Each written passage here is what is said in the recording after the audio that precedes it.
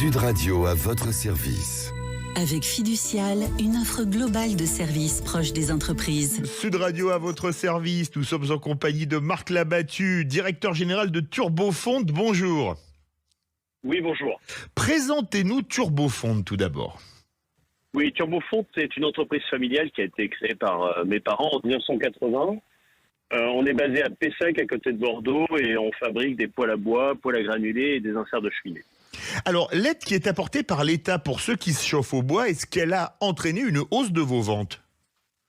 Alors oui, puisqu'il y a eu une aide pour s'équiper d'un poêle à bois, d'un poêle à granulés, mais il a été aussi accentué par le fait que les Français, face à l'augmentation du coût des énergies, ont décidé de s'équiper d'un appareil pour réduire la facture énergétique. Alors, comment faites-vous pour que vos poêles répondent aux normes environnementales qui sont de plus en plus drastiques ? Alors en fait, on a un laboratoire d'essai en interne où on fait évoluer nos produits. On a des outils de mesure qui mesurent à la fois le taux de monoxyde de carbone, de composés organiques volatiles et aussi de particules fines. Et on fait évoluer le produit de manière empirique.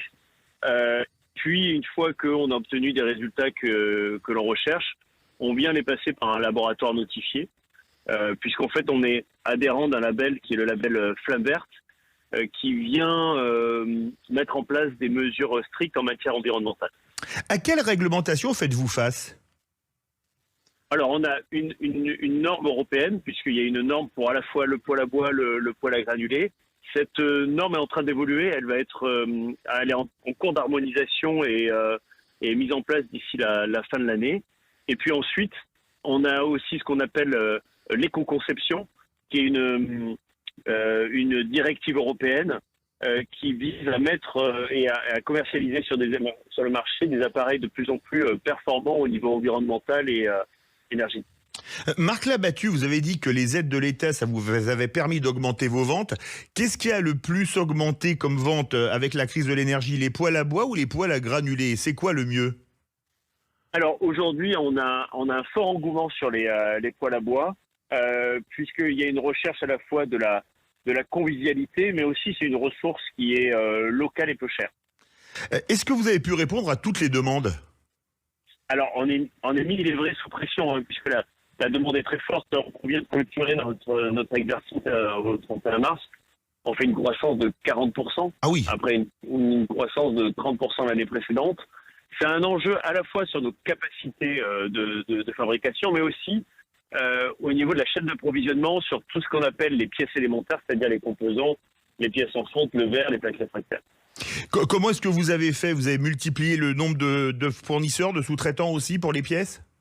Voilà, le but a été, étant donné que vu l'ampleur de la demande, on a sourcé de nouveaux fournisseurs pour doubler, tripler et sécuriser l'approvisionnement en composants. Est-ce que vous avez réussi à tenir vos objectifs de 6 ouvertures en 2022 ? Et quel projet avez-vous pour cette année ? Alors, on a même fait mieux puisqu'on a ouvert 10 magasins et il y a 10 nouvelles boutiques qui vont ouvrir entre maintenant et le début de l'année 2024. Aujourd'hui, on a 46 magasins concession Turbofonds et d'ici janvier-février 2024, on sera à 56. Merci beaucoup Marc Labattu, directeur général de Turbofonds. Sud Radio à votre service. Avec Fiducial, une offre globale de services proches des entreprises.